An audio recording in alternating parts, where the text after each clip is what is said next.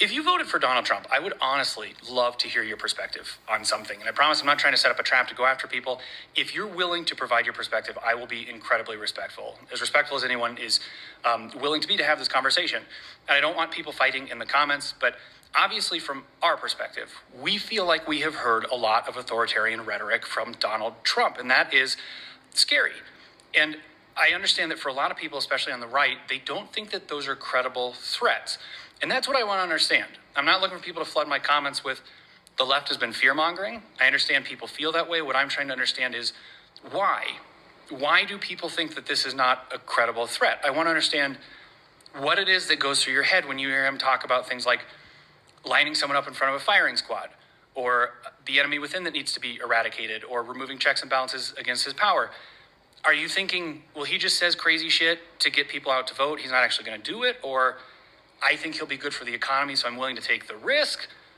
Or even if we move towards... This creator seems to be nice and respectful and seems to be genuinely asking questions. He's asking, why do you guys not see these things the same way we do? And I think this is fair. I think we should have a reasonable discussion. And I want to bring this to your attention. So do you notice that you told us about 3 things that you interpreted, or that, you summarized what you interpreted that he said, but you didn't actually show us the clips of him saying these things? It's hard to answer your question when we don't have the full context of the situation that you're talking about. So I could find context for 2 of the 3 examples that you gave. The first example you gave was this. I want to understand what it is that goes through your head when you hear him talk about things like lining someone up in front of a firing squad. Okay, now to your credit, you made a follow-up video admitting that you put your foot in your mouth when you said this. I respect that. But one thing I want you to pay attention to, again, is you just came out and said that. You didn't show us the context of the clip. And I think this is an important distinction. But let's actually get the context of what Trump said.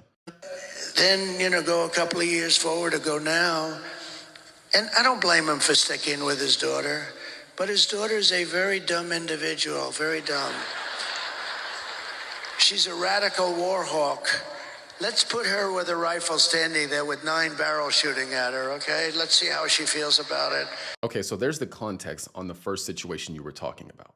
Now, to make this point even more, let's look up the definition of a war hawk. Like, what is a war hawk? A war hawk is a person who advocates for armed conflict or escalating an existing war rather than attempting to resolve issues through peaceful manners. So Trump is saying that she's a person who likes to go to war, who advocates for that more so than a peaceful way of doing things. And the point he's making is she's not the one who's actually going to war and being shot at. She's not the one who's actually fighting the battles. What he's saying is, if she actually had to have that experience, we'd see how much she would like that, and we'd see if she still wanted to be a war hawk. So what he's saying is that she's not actually feeling the results of going to war. She's not really dealing with that. And I think that's pretty clear. I don't really think it's left up to interpretation. I mean, the context is pretty clear with what he's saying.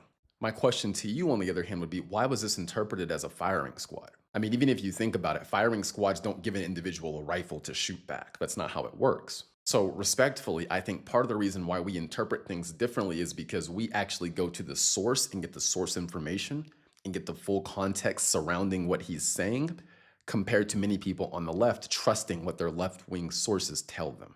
So let's go to your second example.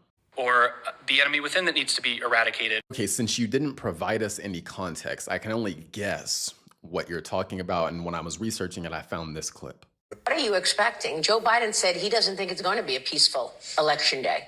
Well, he doesn't have any idea what's happening in all fairness. He spends most of his day sleeping. I think the bigger problem is the enemy from within, not even the people that have come in and destroying our country. By the way, totally destroying our country. The towns, the villages, they're being inundated.